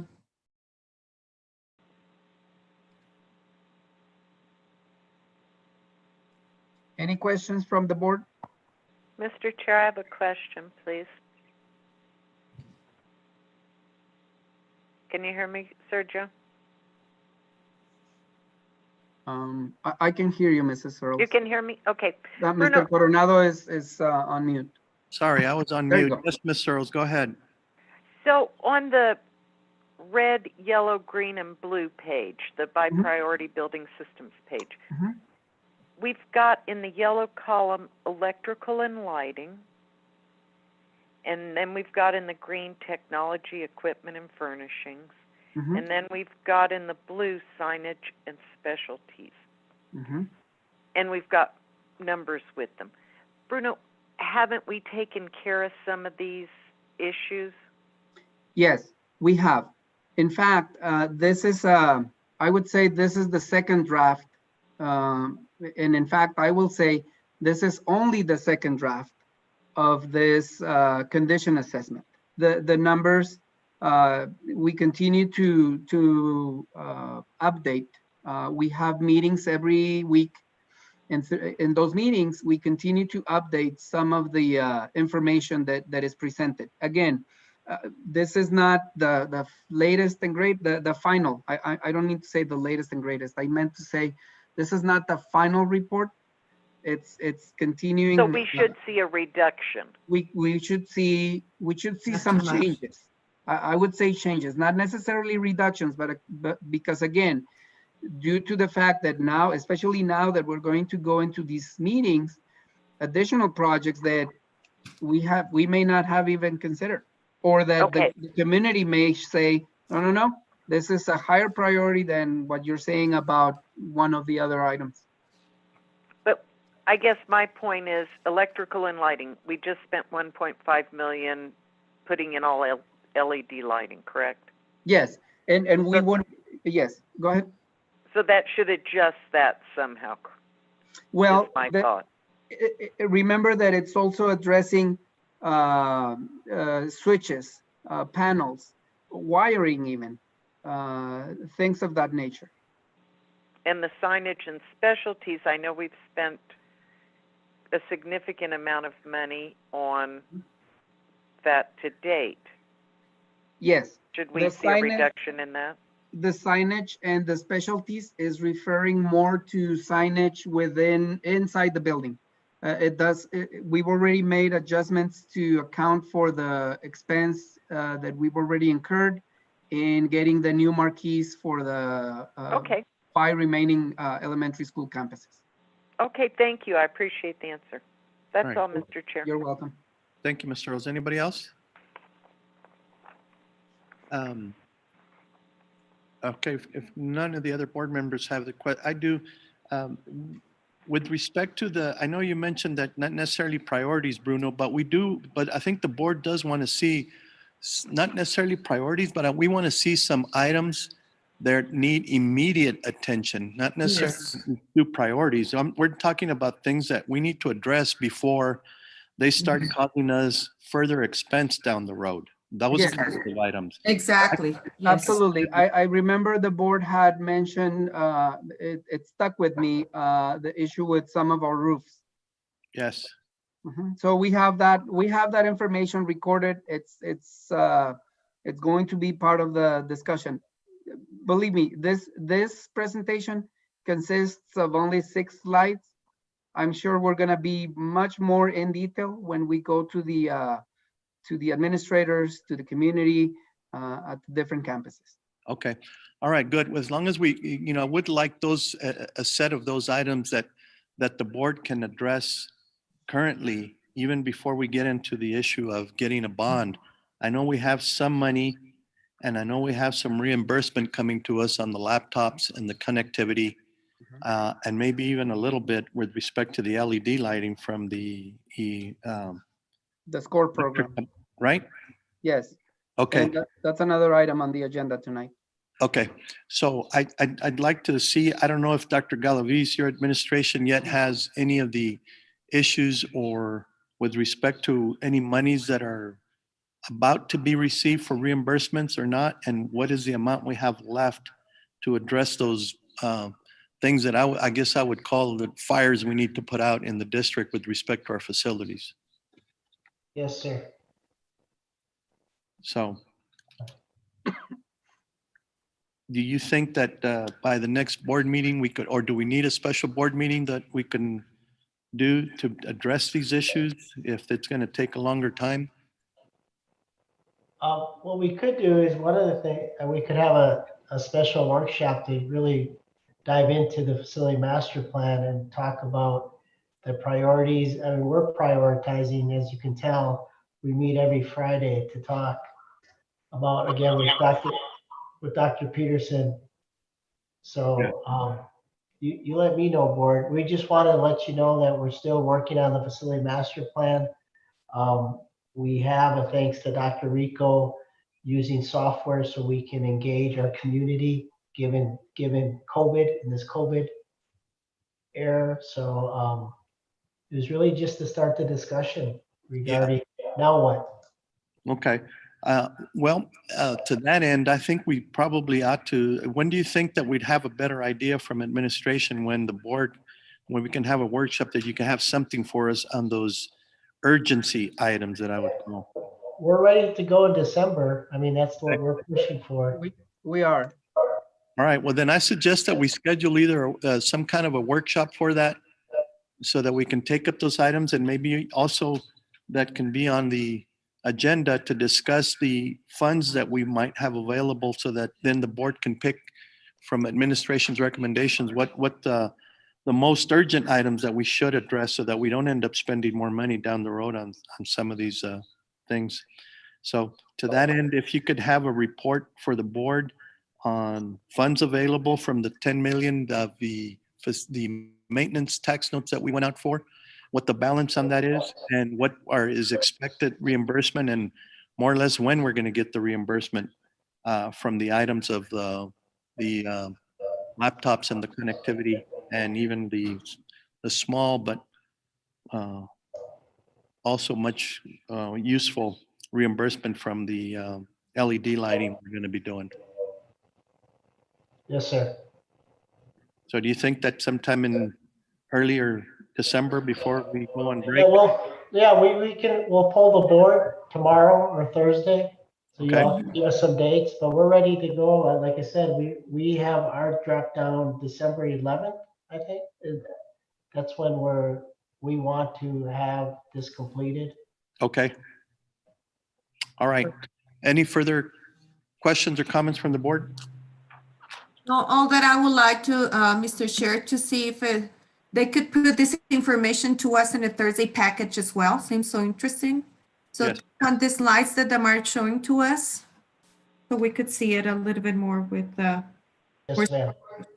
Thank you, Dr. Galaviz. Thank you. Anybody else? I do have a question, Mr. Chair. Ms. Dr. Galaviz, maybe could you add, somehow E-rate has got to be paying for something. Maybe it's only paying for the norm. Could you add to that financial, how E-rate is going to play a part in this? No, that's what we want. I mean, these are the discussions we want, and now it's now what and how are we going to pay for it? So, yes, ma'am, I put it on my list. Thank you. All right, Thank you, Mr. Rose. Coronado. All right, anybody else? Okay, thank you, Bruno, Dr. Peterson, administration, Dr. Rico. The technology on this to having those virtual meetings is excellent. I can't thank you guys enough and our consultants on getting together on this so we can have some of these virtual meetings with the community. That's just an excellent idea and I guess an excellent plan going forward so that, especially during this time. Not only that, in the past, we have had some community involvement when we do these, but I think now even, it makes it easier on being able to connect the internet from home that they don't have to travel anywhere. We might be able to get a lot more input from the community. So I'm hoping that's a reality. Yeah, maybe next, on that workshop, Dr. Rico, we can do that mural software with the board. And then that way they can try it out. All right. Okay, everybody, thank you very much. Mr. Chair. Ms. I'm Stroud. Can I make a comment very quick? Mr. Bruno, do you remember when we had a list of priorities? Can you please add it in a Thursday packet where we are so far with the priorities that we had, like air conditioners, remember all that stuff that we were pending? From a year or two ago. Yes, and I wanted to know we already accomplished those. If not, how much money we need for that and what is pending? Can you please? Absolutely. Thank you so much. I appreciate that. Thank you, Mr. Chair. Thank you, Ms. Trout. And Bruno, with respect to the LED lighting, is already 100% or where are we at on that? That's another item on the consent agenda, Mr. Coronado. Okay. We are close to finishing the project. However, the language on the agenda is for us to discuss that on a separate item. If you don't mind, we can do that. Sure, you bet. Okay. All right. All right, anybody else? Okay, Sonia? Yes, sir. Item number 5, consent agenda. Administration recommends approval as presented. I move to approve the consent agenda as presented. I'll second. Right. And we have a motion and a second on this agenda item. Sonia, please pull the board. Mr. Coronado? Yes. Mrs. Mendoza? Yes. Mr. Payan? Yes. Mr. Rodriguez? Yes. Mrs. Searles? Yes. And Mrs. Trout? Yes. Motion passes. All right. Takes us to next agenda item.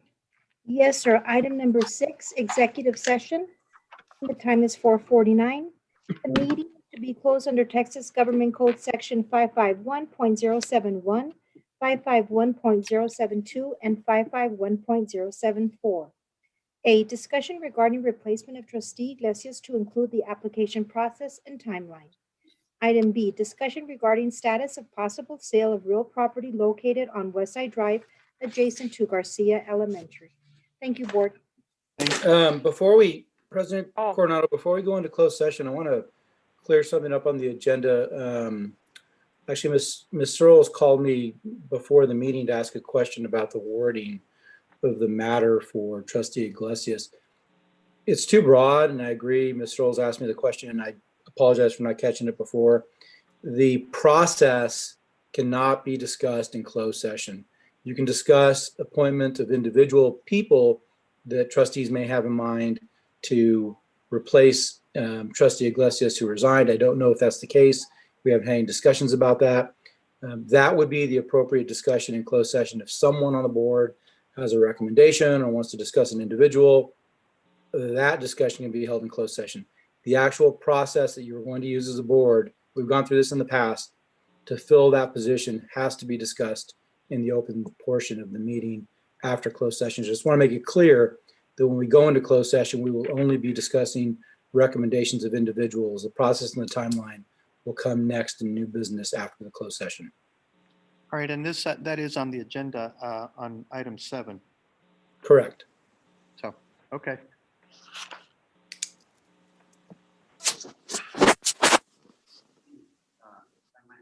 Mr. Chair, Yes. on item 7, if we could just, I know we've gotten a copy of the previous process. If we could get that for that agenda item when we discuss it in the open forum.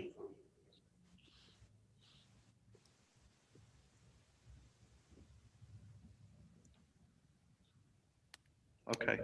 I know we were sent at the previous board meeting, in the previous packet, we were sent information on how what the process was at the previous filling of the vacancy. So I don't know if administration or Steve, you have that. If you could email and or print. When we have the open discussion on the item 7. Well, that will come after the closed session. I think right now we need to go into closed session. Yes. All right. Okay, everybody. You're in closed session.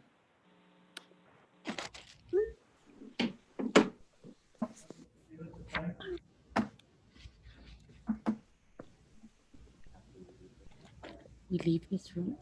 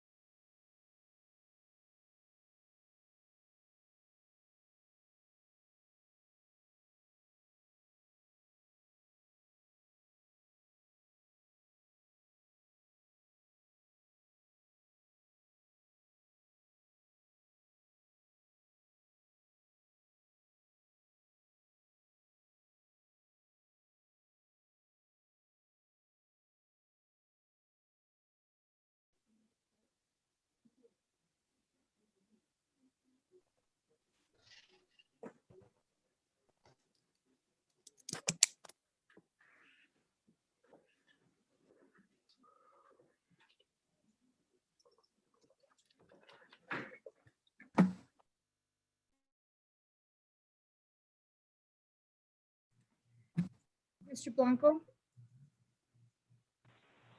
Hello? Yes, ma'am. What time did Hi. we go into executive session? We started at 4:51 and we ended at 5:19. All right, Hey. thank you. Okay. if Can y'all you hear can me, get- Sonia? Yes.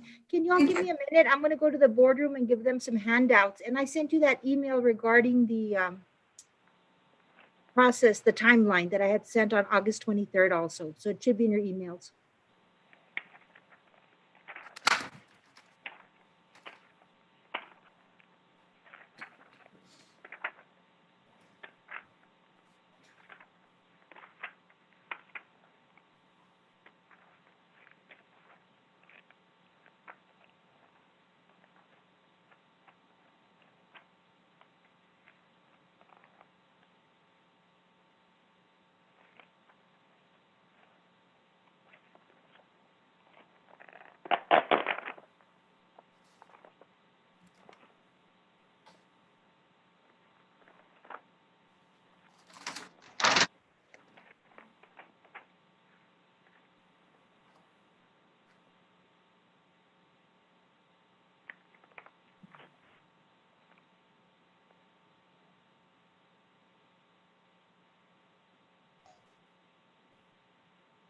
Miss Sonia, that's not the correct timeline.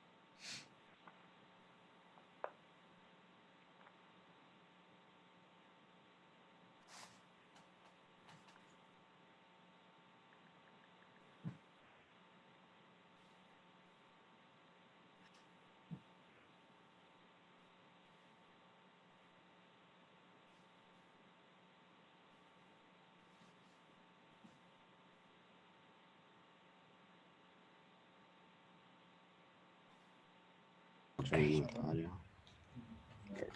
I gonna get good at this one though?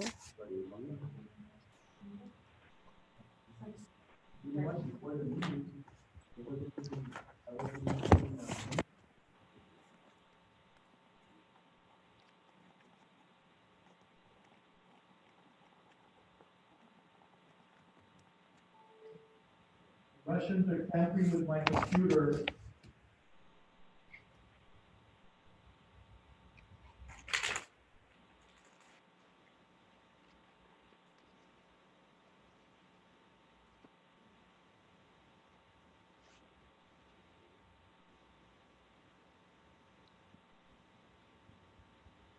I could see you, Patsy. Ando, help me. Oh, okay, I could see you. I just want to let you know that you guys are in speaker.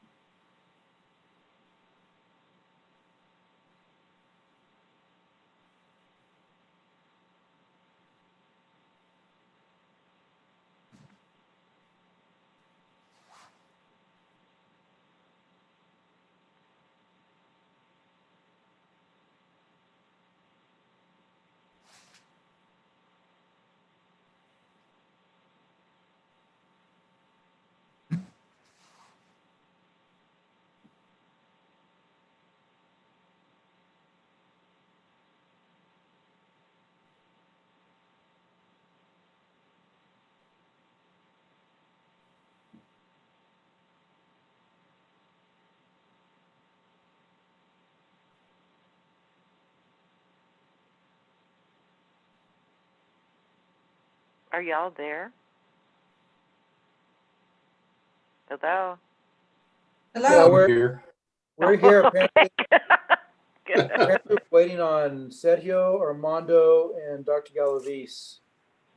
Oh, where'd they go? To eat?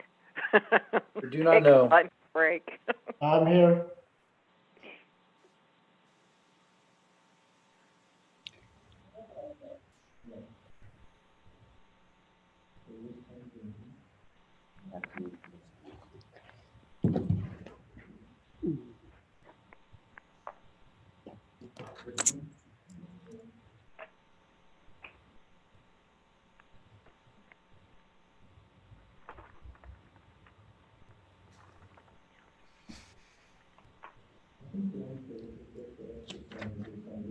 Hey, Armando, is Sergio not able to log in? Yeah, he had issues with his email. He has to log into his email to get the link. But he's also signing some documentations that need to be signed.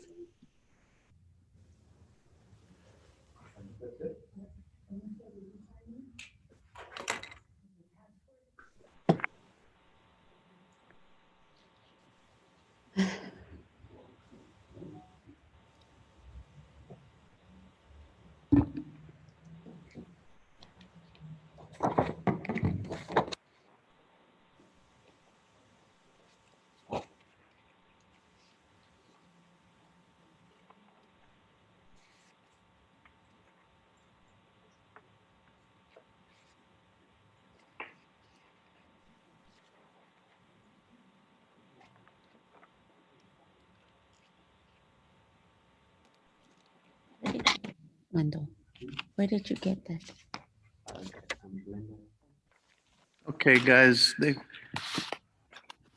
opened the computer and it wouldn't let me get into the email. So I don't know what's wrong with it. I'm gonna have to come back and have it redone.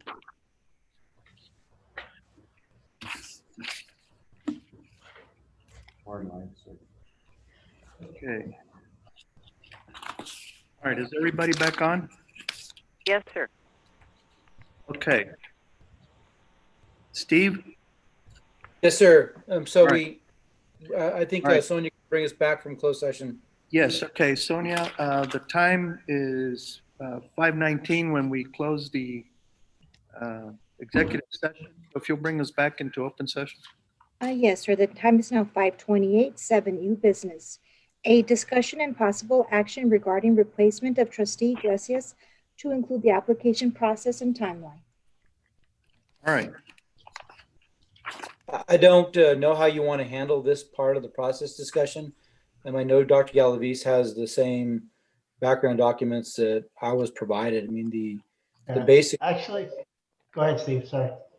That's okay. The basic structure was an outreach and application process that had a set of dates.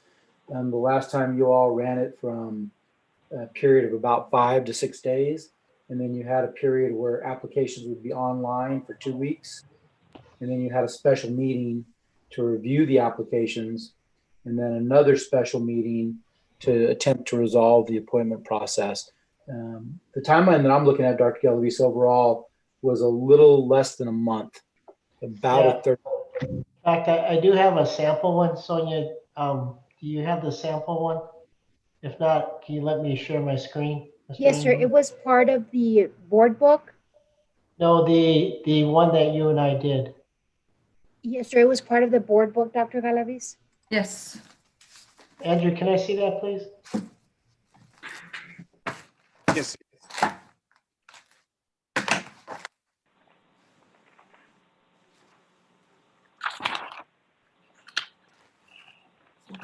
39, page 239.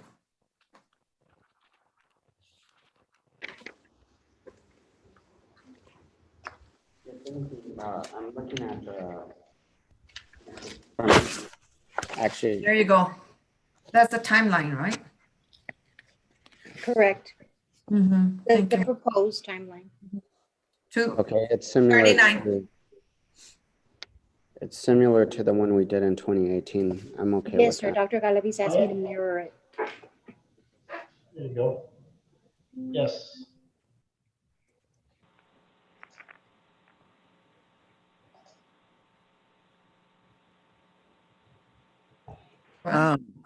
Mike, go ahead. Anybody have any comments? The last process worked, and if we mirror it, at least sets hopefully a consistent way to go about it in the future. So I would recommend we would just stick to the timeline that was provided, which mirrors the 2018 timeline. All right. My suggestion is that we do away with the December 15th board meeting and do the special board meeting to review and appoint at the same time. And the reason for that is the new board member that gets appointed is not going to have enough time to be able to get everything before the next board meeting and get them on board. When are we going to interview? That special board meeting? On the 3rd, December 8th. So we will do an interview with them just like we're in a meeting. They'll be in a meeting with us and we'll interview them one by one. Well, we don't have to do an interview. We don't have to do an interview. We could do just the appointment, pick who it is and an appointment. Because we interviewed the last time. And it was it was, people that you don't know. It was very effective, I thought. I believe we should have them ready to interview in case the board wanted to interview them on December the 8th. Depending, we might have 1 or 2 applications, or we might not, but let's have staff let them know that at the December 8th special board meeting, there's a possibility of them being interviewed. Well, December 8th is for you all to review the application. So do you want to review the applications and then interview right after? We would review the applications. We might interview, and then we could announce after that board meeting. December 16th. Yeah, in other words, combine the December 8th and 15th board meeting. Yes. So as a December 8th special board meeting, and then potential interview. And appointment. An appointment that day, or the appointment gotta be in open meetings and December the 16th? No, we can do it at the special board meeting on the 8th. Okay. So it's going to be review, possible interview, appoint on December 8th. Yes, that's my suggestion. Because I would want to have that board member really ready to go for the meeting, the December board meeting, and we would want that person to have some kind of at least indoctrination by some of the board officers and administration about their duties and responsibilities. Mr. Chair, I have a question. We've got November the 19th through the 23rd for put in your application. That's next week. It's Thanksgiving week. Typically people are not in school. They could be traveling. I see it as a bad time to get the message out. Well, they still have from the 24th through the 7th to be able to, to submit applications? Yeah. Mm-hmm. It's not like the notice is going to go away. It's not like the notice is going to go away on the 23rd, Ms. Earls. Okay, that's what I'm asking. It's not like we're closing on that date? No, the closing is not till December 7th. Yeah, it says application will be open online or in person from November the 24th to December 7th. Yeah. Okay, good deal. The other thing, if I might, Mr. Chair. Mr. Rodriguez. I don't know if you all received that or it might have just been the TASB directors, but TASB is going to provide a new board member full day. It's a full day virtual event by Board Development Services, and this is designed to give new trustees a foundation in essential boardmanship topics and also to help feel connected into the larger body of trustees. And that would be the 14th. So it would be perfect for them to go through that training. Mhm. Yeah, I agree.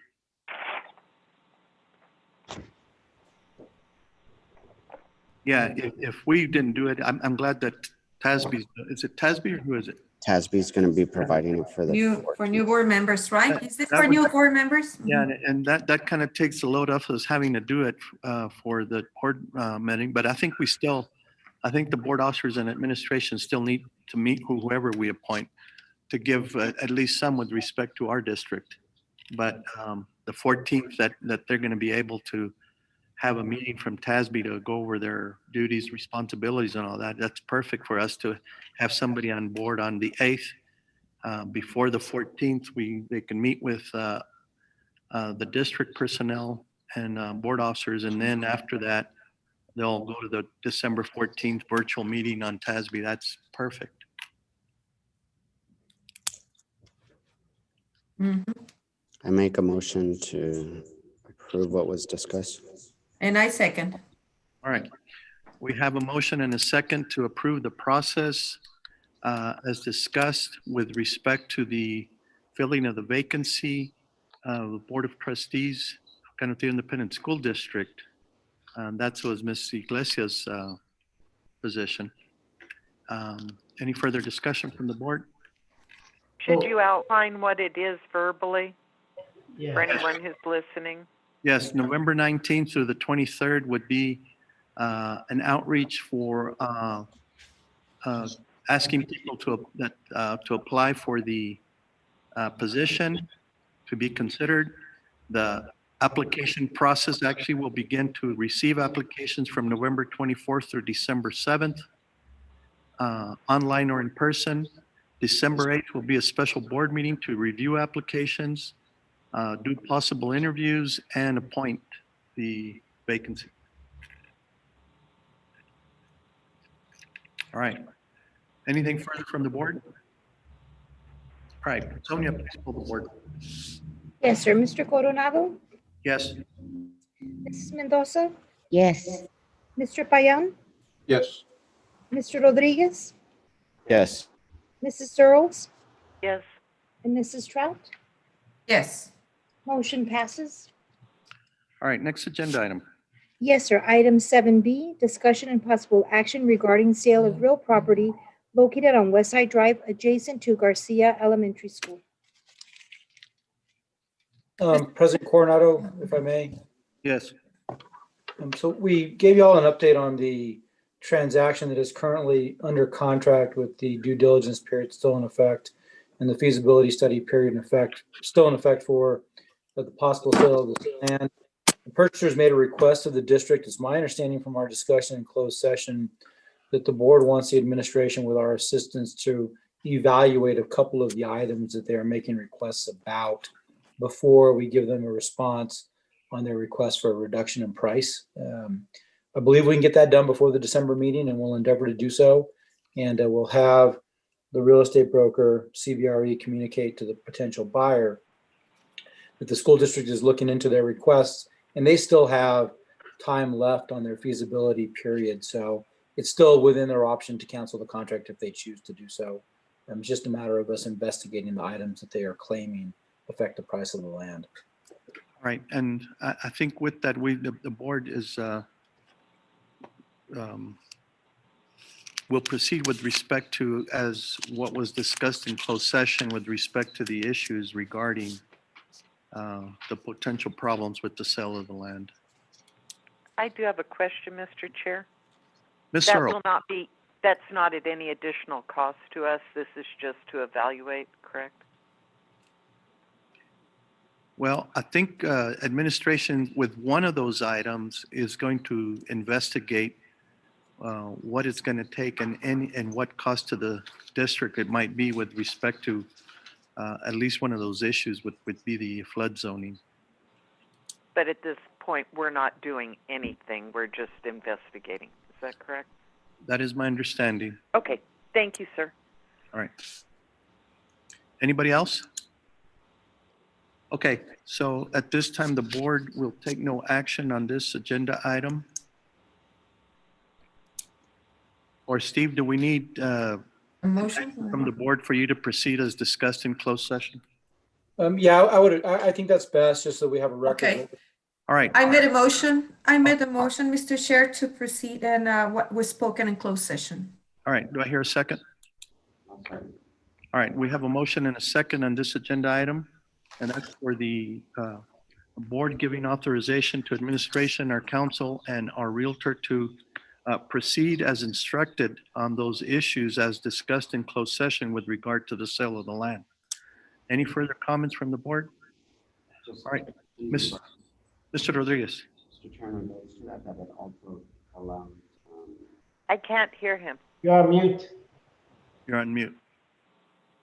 That it also addresses the FEMA maps. It gives the district the option to look into what was discussed in closed session. That is correct. Yes. Okay. All right. Okay. All right. Sonia? Yes, sir. Mr. Coronado? Yes. Mrs. Mendoza? Yes. Mr. Payan? You're on mute, Mr. Payan. Yes, I'm sorry. No problem. Mr. Rodriguez? Yes. Mrs. Searles? Yes. And Mrs. Trout? Yes. Motion passes. All right. That takes us to the next agenda item. Yes, sir. Item number 8, adjournment. All right, by unanimous consent of the board, we are adjourned. Thank you, everybody. Congratulations. I don't know if Andrew wants us to stand. He wanted to take a picture of the newly elected board members, so I don't know how You we. know what I did? No. I took screenshots of as you guys were being sworn in. Okay. Perfect. Thank you. Chair. Congratulations, y'all, and happy Thanksgiving. Thank you. Good night. Well, everybody, Good happy night. Thanksgiving. At Stay safe. 5:42. Huh?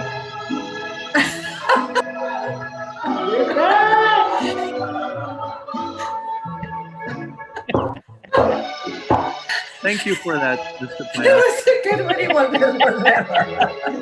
Welcome back, Patsy. Welcome back, Ms. Trout. Thank you. Welcome back. Thank you all. Thank you, Dr. Gallery. Congratulations, everyone. Pick the song. It's a great, go pick the song. It's a Great great. opportunity to move forward. Thank you, everybody. All right. Happy Thanksgiving.